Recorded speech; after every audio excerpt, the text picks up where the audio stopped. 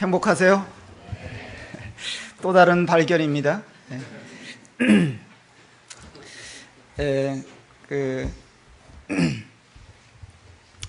이런 가정들의 특성이 지속될 수 있다면 더 좋겠다는 생각을 해보게 됩니다. 잠깐 기도하고 다음 말씀 교제하도록 하겠습니다.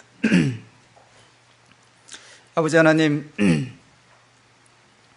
하나님 앞에서 우리는 너무나 아무것도 아닌 자들인 것을 고백을 드리었고, 그럼에도 불구하고 하나님께서는 저희들을 하나님의 형상대로 지으셨기 때문에 결코 우리를 놓지 아니하시고 또 포기하지 아니하시며 오래 참고 긍휼과 자비로 대해주시는 아버지 하나님이신 것을 생각할 때 감사를 드립니다. 우리가 여러 환경과 또 우리의 상태에 어떠함에도 불구하고 항상 주님 앞에 나올 수 있도록 은혜를 베풀어 주시고 또 주님만 바라보고 주님만 생각하고 주님을 기쁘시게 해드리는 저희들이 될 수 있도록 은혜를 베풀어 주시기를 간절히 원하올 때 이 한 시간 주님의 말씀을 의탁을 드려오며 우리 주 예수님의 이름으로 감사하고 기도합나이다. 아멘. 네.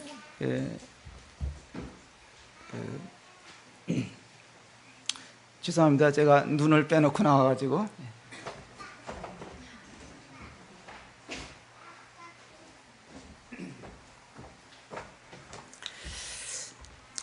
여러분들은 주로 무슨 생각을 많이 하고 사십니까? 제가 이렇게 질문을 한번 드려보겠습니다.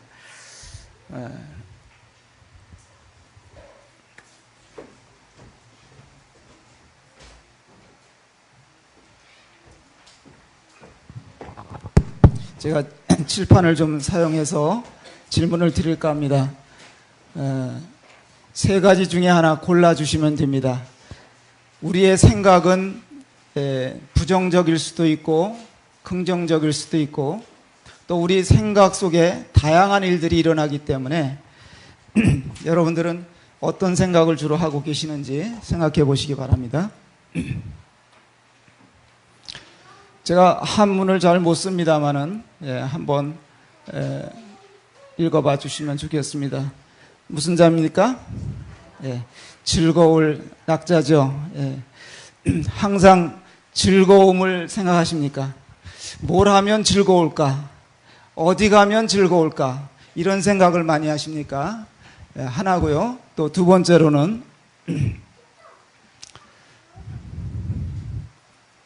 무슨 자입니까? 먹을 식자죠. 뭘 먹으면 즐거울까? 뭘 먹을까? 오늘은 또 뭘 해 먹어야 되나? 이런 생각을 많이 하십니까? 또 하나 써보겠습니다. 무슨 자입니까? 오늘은 무슨 일을 해야 될까? 어떤 일을 해야 될까? 이런 세 가지 중에서 주로 내가 많이 생각하고 또 행하는 것이 어떤 것일까요? 세 번째요. 그래서 오늘은 일과 생각이라는 주의 말씀을 좀 드려볼까 합니다. 아마 모르긴 몰라도 일에 대한 생각을 가장 많이 하시리라 이렇게 생각이 듭니다. 일 중에서도 무슨 일을 많이 생각하십니까? 예수님께서 무슨 말씀을 하셨냐면 너희가 사람의 일과 하나님의 일을 생각지 않고 사람의 일을 생각하는구나. 그렇게 베드로에게 말씀을 하셨습니다. 세상에서는 이 일은 돈과 관계가 많습니다. 그렇기 때문에 일한 만큼 많이 일을 하면 그만큼 수입이 많기 때문에 더 많은 일을 하려고 사람들이 이렇게 생각하기도 합니다. 물론 돈과 관계가 없는 일도 있습니다. 주님을 섬기는 일이라든지 우리가 복음을 사람들에게 전하는 일이라든지 이런 것들은 우리의 힘이 들어가야 되겠고 시간이 들어가야 되겠고 또 물질을 쓰면서까지 하는 일이 있습니다. 그러면 이렇게 하나님의 일을 하게 될 때 우리가 투자하면서 하는데, 우리가 헌신하면서 하는데 계산을 언제 하느냐? 나중에 하신다 그랬어요. 하나님께서 이 말씀을 이제 교제하기 위해서 마태복음 16장에 있는 말씀을 한번 열어보겠습니다. 마태복음 16장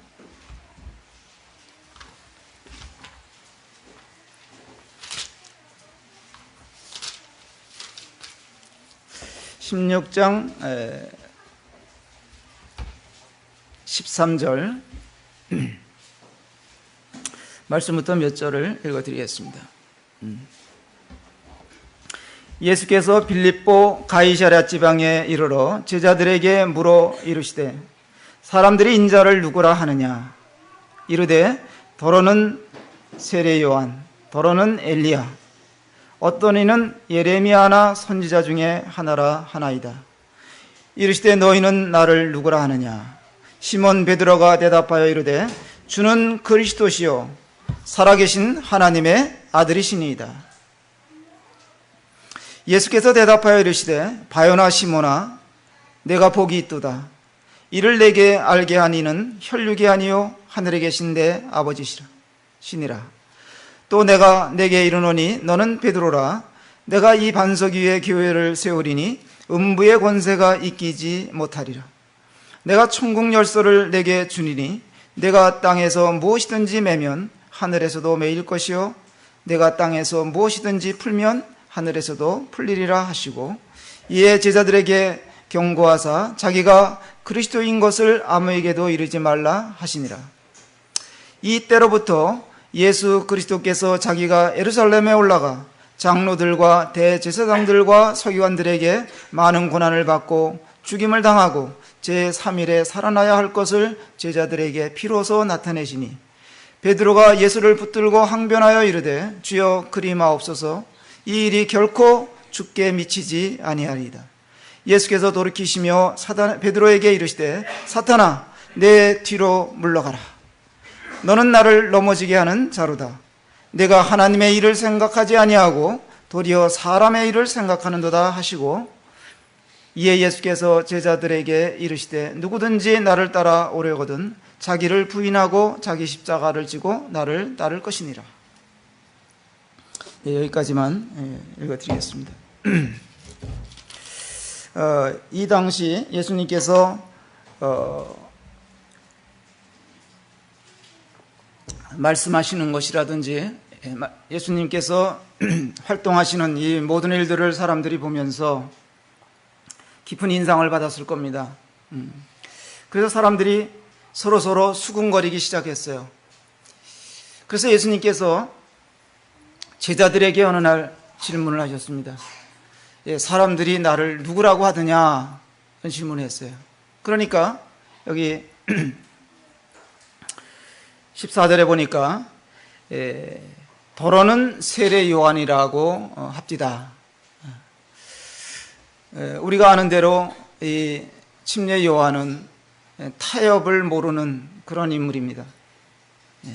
그래서 죄와 위선에 대해서 강력하게 정죄를 서슴지 않았습니다. 근데 주님도 그러하셨던 거예요. 주님도 이 서기관이나 바리새인들이나 이런 자들에게 이 독사의 자식들아 이래가면서 화 있을진저, 그러니까 이렇게 말씀하는 그것들을 보니까 침례 요한이나 예수님이나 이제 공통점이 있는 거예요. 그래서 침례 요한이 바른 소리 하다가 일찍이 목 잘려 순교를 당했는데 예수님이 나타나시니까 침례 요한이 아니겠느냐 이렇게 사람들이 생각했던 것 같습니다. 그 다음에 또 더러는 엘리야라 그랬습니다. 우리가 아는 대로 구약시대에 선지자로 활동했던 이 엘리야는 850명이나 되는 이방 제사장들, 이방신을 섬기는 제사장들을 상대로 해서 담대히 맞서서 싸웠던 사람입니다. 주님도 그 당시에 나타나셔서 종교인들이라든지 이런 자들을 대할 때 결코 굽힘이 없었어요. 그런 면에서 사람들이 엘리야라고 생각하기 딱 맞았습니다. 근데 또 어떤 사람들은 누구라 그랬냐면 예레미야 같다 그랬습니다. 또 우리가 아는 대로 구약시대에 활동했던 선지자 예레미야는 어떤 인물입니까? 예레미야의 특징으로 기억되는 게 뭐가 있으십니까?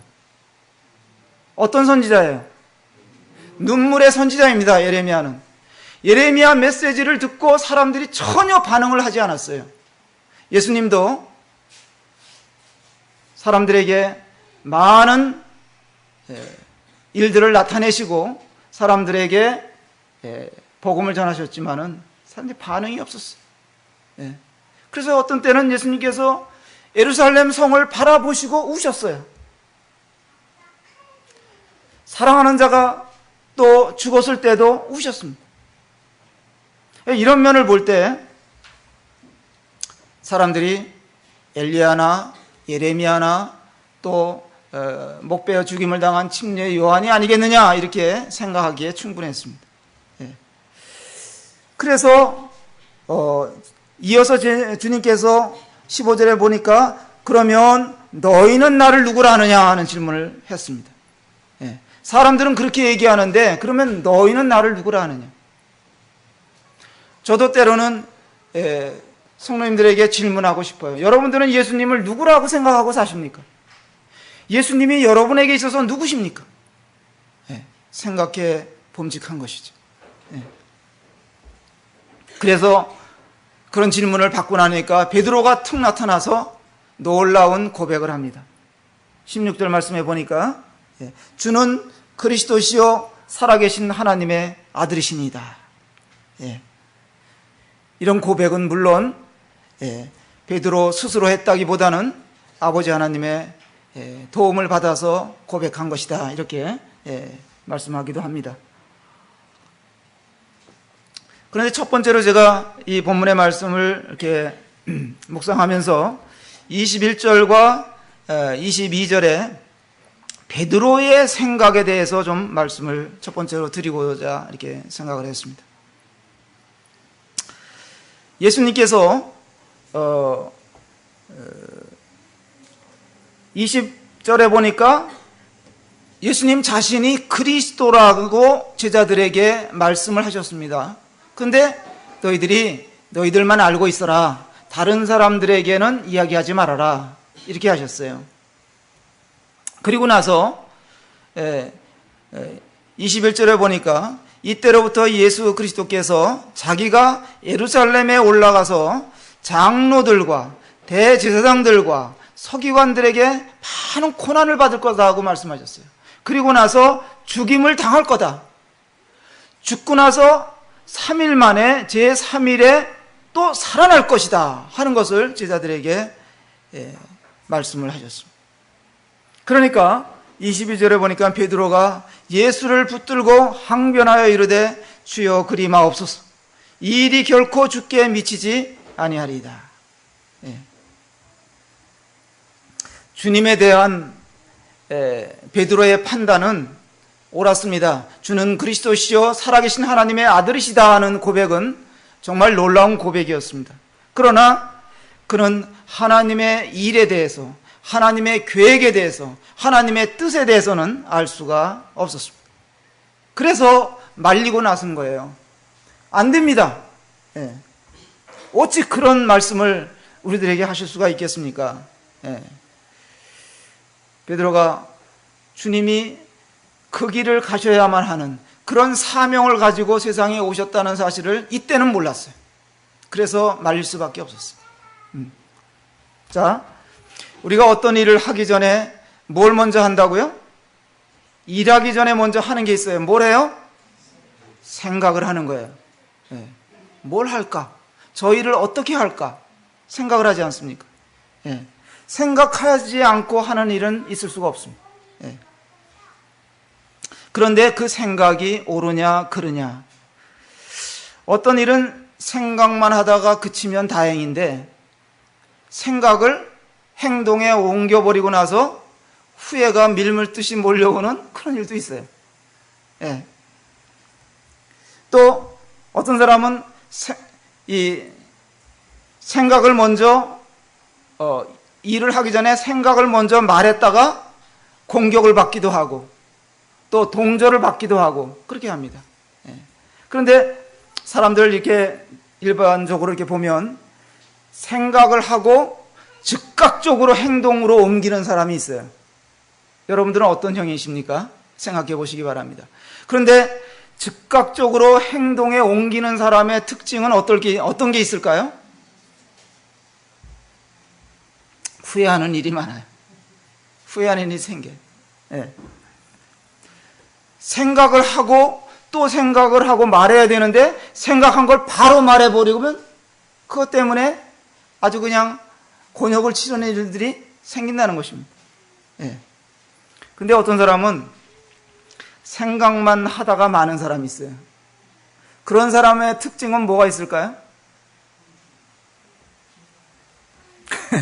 진도가 안 나가. 맨날 생각만 하다가 끝나는 거야. 예. 계속해서 재고 또 재고 미루고 저희 집에도 그런 일이 종종 있습니다. 예. 이거를 요리를 해 먹어야 되는데 내일 하지 뭐. 해 먹어야 되는데 미루다가 어디로 가요? 쓰레기통을. 예. 어느 쪽이 더 나을까요? 즉각적으로 행동하는 거하고, 예? 미루는 거하고 어떤 게 좋을까요? 예. 뭐 사안에 따라 다를 수 있습니다. 예. 사안에 따라 다를 수 있습니다. 예. 베드로는 어떤 유형입니까?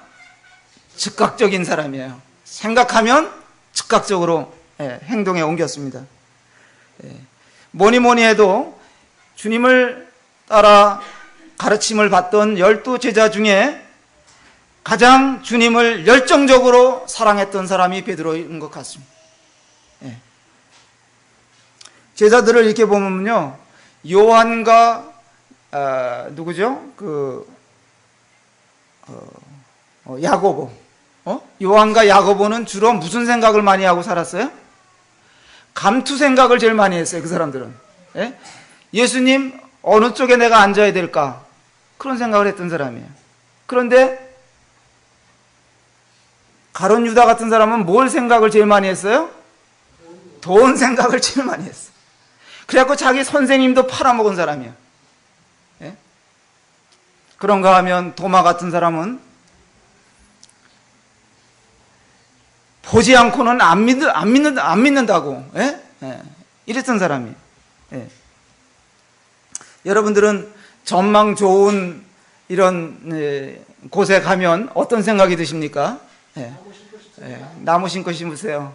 어떤 사람은 또 집을 짓고 싶을 거예요. 여기서 그림 같은 집을 짓고 누구와 함께 살면 좋겠다. 뭐 이런 생각을 할 거예요. 근데 베드로는 어떤 생각을 했을까요? 여기다가 초막 3개를 짓고 하나는 주님 거, 하나는 모세, 하나는 엘리야 같이 살았으면 좋겠다. 뭐 이런 생각을 할 정도로 그 베드로라는 분은 아주 그 생각하는 거며 마음 씀씀이며 이런 것들이 각별했던 사람이에요. 예, 정말 주님을 사랑했던 사람입니다. 그에게서 어떤 흠을 잡고자 이렇게 우리가 생각할 필요가 없어요. 예, 그런 사람이에요. 무엇을 먹어도 주님 생각, 예, 무엇을 봐도 주님 생각.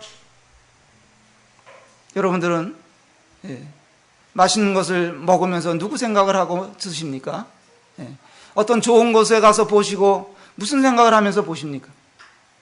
야, 이곳에 누구와 함께 왔더라면 좋겠다.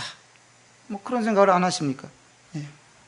그래서 이 베드로의 생각은 정말 순수했고 열정적이었던 아주 멋쟁이 제자였다고 저는 이렇게 생각을 했습니다. 그런데 제가 여기서 배운 교훈은 아무리 좋은 생각이라도 내 생각대로 다 되는 것은 아니다 하는 것입니다. 예. 또 내 생각이 반드시 또 옳은 것도 아니다. 그런 생각을 이렇게 하면서 배우게 됐습니다. 예. 그래서 조심해야 되겠다. 예? 생각하는 것도 참 조심해야 되겠다. 내 생각을 또 누구에겐가 막 관철시키려고 하면 그 생각이 그때는 자기 생각이 내 생각이 옳은 것 같았는데 시간이 지나고 나니까 그것이 아니었구나 하는 것들도 있기 때문에 참 조심해야 되겠다 하는 생각을 했습니다. 그런데 결정적으로 이 베드로가 주님으로부터 무슨 말씀을 듣냐면 23절에 보니까 예수께서 돌이키시며 베드로에게 이르시되 사탄아 내 뒤로 물러가라 너는 나를 넘어지게 하는 자로다. 내가 하나님의 일을 생각하지 아니하고 도리어 사람의 일을 생각하는도다. 이렇게 말씀하셨어요. 우리의 생각은 어디까지 미칠 수 있겠는가, 또 얼마나 멀리 볼 수 있겠느냐, 이런 것을 생각해 보게 될 때 굉장히 우리의 생각은 제한적이고 또 근거리고 이런 것들을 고백하지 않을 수가 없습니다. 또 내 생각이 하나님의 뜻과 부합이 되는 거냐, 이런 것이 굉장히 중요한 것인데 베드로는 정말 용기가 있었던 사람이고 주님에 대한 사랑에서 아주 특별했던 사람입니다. 주님이 죽으시겠다고 하니까 내가 예루살렘에 올라가서 고난도 받아야 되겠고 결국은 죽어야 되겠다 그러니까 베드로가 가만히 있을 수가 없었어요. 말려야 되잖아요.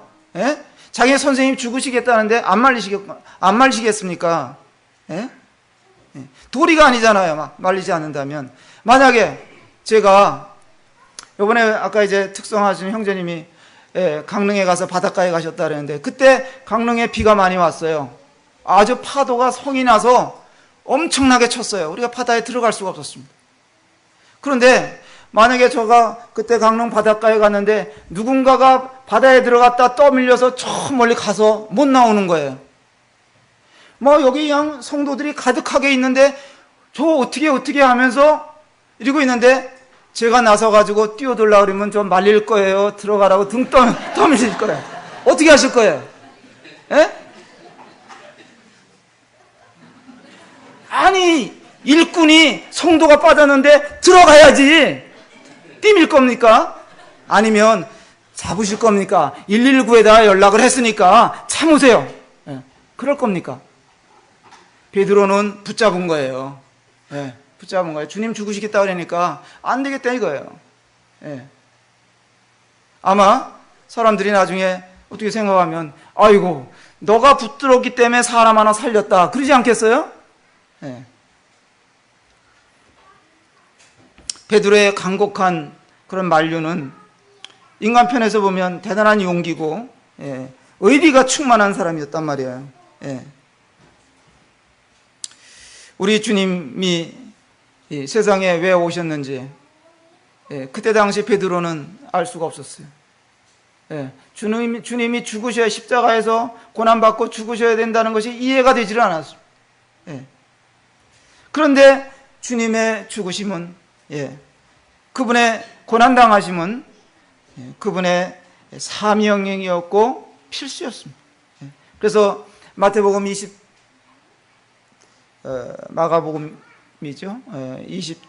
45절에 보면 인자의 온 것은 섬김을 받으려 함이 아니요. 마태복음 20장 28절인 것 같아요. 도리어 섬기려 하고 자기 목숨을 많은 사람의 대속물로 주려 함이라.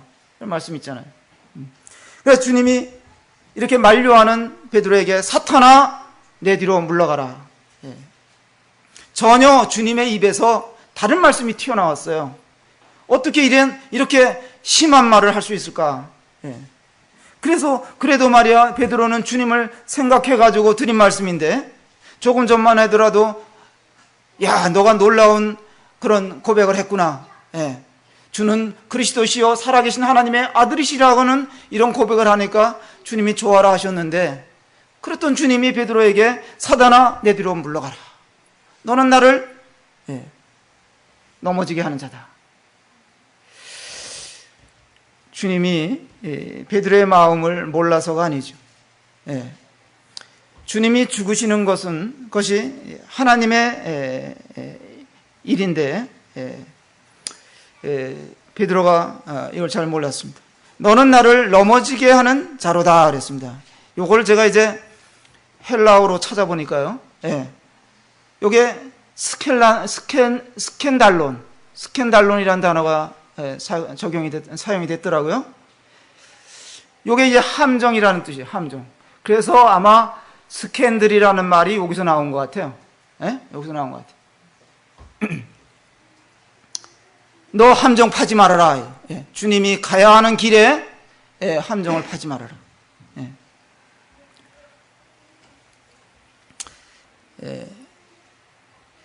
광야에서 우리가 지난 수요일 날도 누가복음 4장 말씀을 통해서 이렇게 배웠습니다만 주님을 사단이 시험을 했잖아요. 광야에서 함정을 팠어요. 십자가로 가지 못하도록, 십자가를 그냥 건너뛰도록, 그리고 하늘 보좌로 그냥 올라가라는 거예요. 그러면 만약에 주님이 사단에게 속으셔가지고 그랬다면 어떻게 되겠습니까? 우리의 구원함은 이제 사라지는 것이죠. 그래서 주님은 감사하게도 속지 않으셨잖아요. 근데 여기서 그 사단이 베드로도 시험하는 거예요. 사람의 생각 속에서 활동하는 것이 사단입니다. 그래서 우리 생각은 믿을 만한 게 못 돼요. 나는 이게 그냥 옳다고 막 주장을 하는데 사단에게 이용당할 수도 있다는 거예요.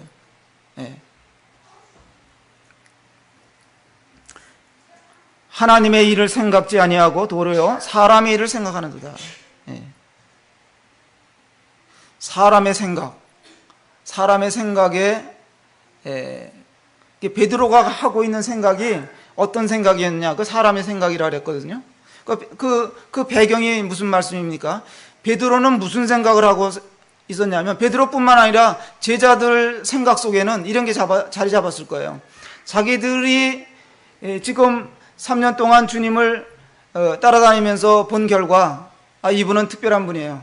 그래서 이분은 로마의 압제에서 해방시킬 수 있는 특별한 분이고, 이분은 자기들의 의식주 문제도 넉넉히 해결해 줄 수 있는 분이고, 그러니까 이분한테 나의 일생을 걸면 출세하는 거다. 그렇게 생각했던 거예요. 이분이 만약에 로마 정부를 물리치고 정권을 잡게 되면, 높은 자리에 오르게 되면 우리는 한 자리 할 수 있다. 이런 생각이 깔려 있었던 거예요. 그 사람의 생각. 오늘날도 말이죠. 이런 기독교 안에 보면 많은 그런 사람의 생각으로 역사되는 일들이 많단 말이에요. 목회를 한다고 하더라도 자기 생각으로 하는 거예요. 내가 교회를 이렇게 크게 지으면, 또 이런 많은 활동을 하면서 자기 생각이 들어가는 거예요. 하나님의 뜻과는 멀리 떨어져 가는 그런 일들이 많습니다.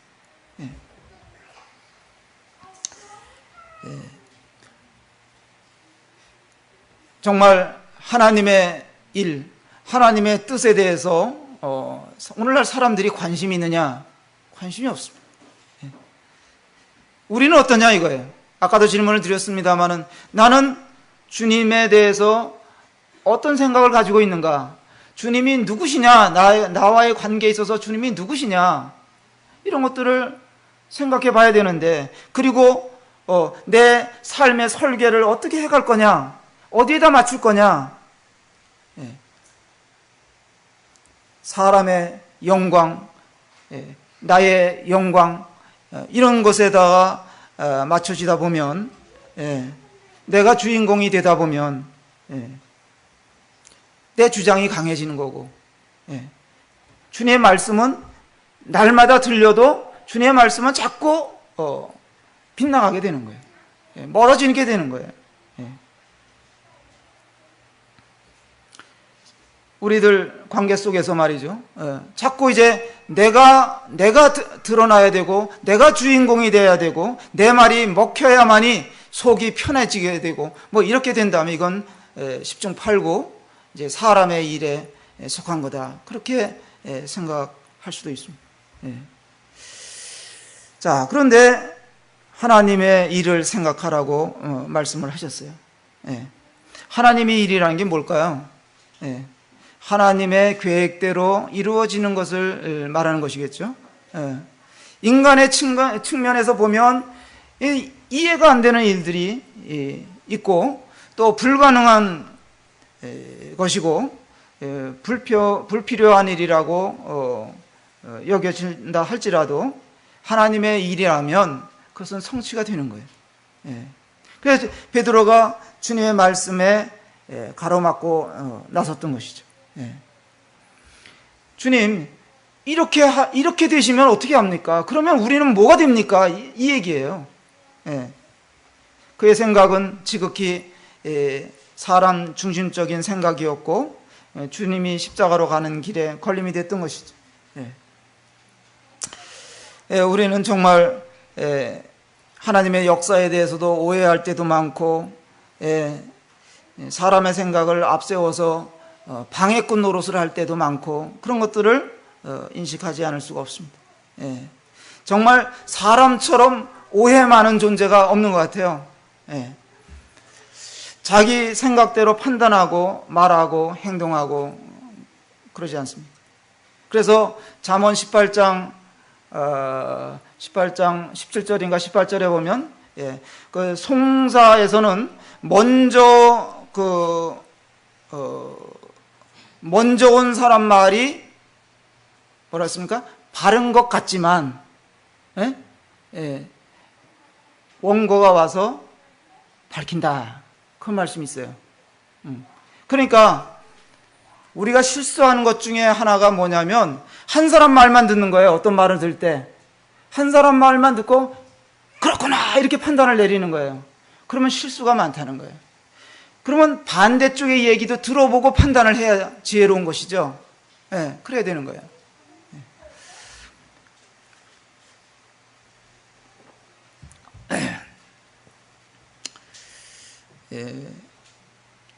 사단은 이 베드로를 조종을 했던 것이 분명합니다. 그래서 주님이 그런 말씀을 하신 거예요. 그런 이용을 당했던 거예요. 그래서 주님이 책망을 하신 겁니다. 그는 물론 주님을 위한다고 나선 것이지만은요, 나중에 베드로는 하나님께서 그 아들 예수님을 세상에 보내신 것과 예수님이 세상에 오셔서 그렇게 고난받으시고 십자가를 지셔야만 했던 이유를 그가 나중에 이해를 했습니다. 이해를 했어요. 그래서 오순절에 성령님께서 강림하시고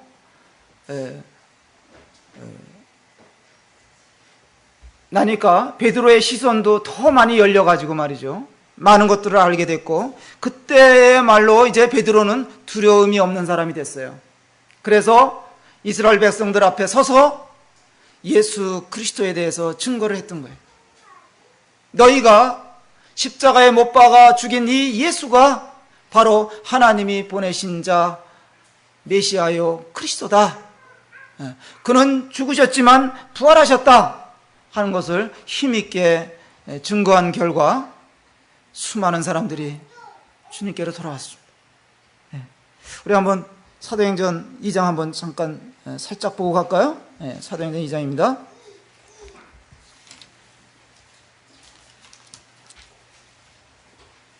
사도행전 2장 22절 보십시다. 22절에 보면, 이스라엘 사람들아 이 말을 들으라. 너희도 아는 바와 같이 하나님께서 나사렛 예수로 큰 권능과 기사와 표적을 너희 가운데서 베푸사 너희 앞에서 그를 증언하셨느니라. 그가 하나님께서 정하신 뜻과 미리 아신 대로 내준 바 되었거늘 너희가 법 없는 자들의 손을 빌려 못 박아 죽였으나 하나님께서 그를 사망의 고통에서 풀어 살리셨으니 이는 그가 사망에 매여 있을 수 없음이라. 그 얘기했습니다. 예. 주님께서 만약에 십자가의 고난이 정말 힘들다고 해서 회피하셨다면 교회는 없는 거예요. 우리의 구원은 없는 거예요. 예. 이 반석 위에 내 교회를 세우리라 말씀하셨는데, 예. 주님이 죽으셔야만이 교회가 태어나는 거예요. 예.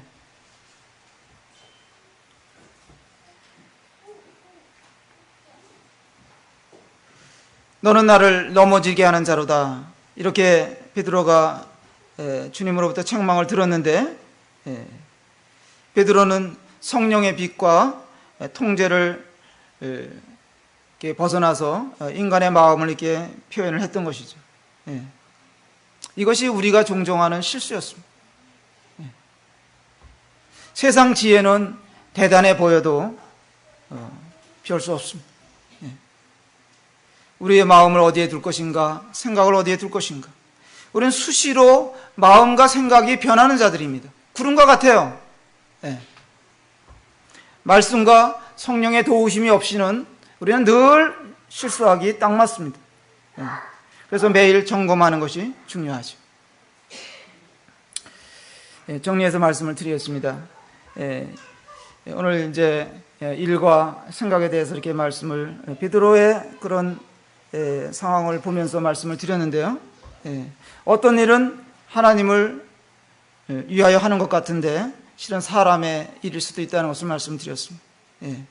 또 우리의 생각을 사탄이 가로챌 수 있다 하는 것도 말씀을 드렸습니다. 또 우리는 어떤 일에 주장하고 나서고 또 흥분하다 보면 자기도 모르게 생각을 사단에게 이용당할 수 있다는 것입니다. 그래서 우리는 겸손하게 내가 다 아는 것이 아니고 또 내 생각 판단이 잘못될 수 있다는 것을 염두에 둬야 된다고 말씀을 드리고 싶습니다. 거기 25절에 보니까 다윗이 그를 가리켜 이르되 내가 항상 내 앞에 계신 주를 배웠으며 나로 요동하지 않게 하기 위하여 그가 내 우편에 계시도다.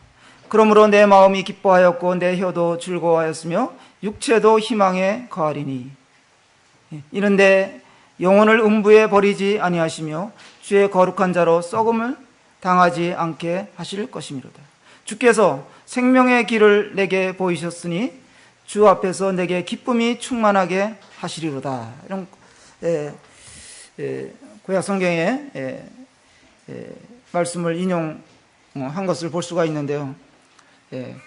다윗을 한번 생각해 봅시다. 예를 들어서 다윗과 사울왕에 대해서 생각해 보면 사울왕은 사람의 일을 따라 행했던 사람이에요.